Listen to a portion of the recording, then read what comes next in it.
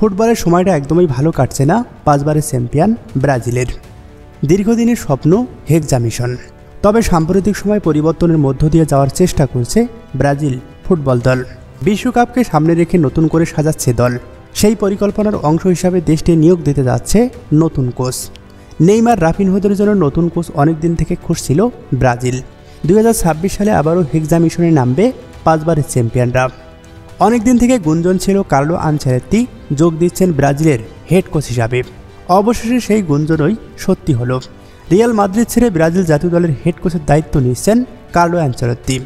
65 বছর বয়সী এই ইতালিয়ান কোচ লা লিগা মৌসুম শেষে আগামী 26 মে থেকে আনুষ্ঠানিকভাবে ব্রাজিলের দায়িত্ব গ্রহণ করবেন।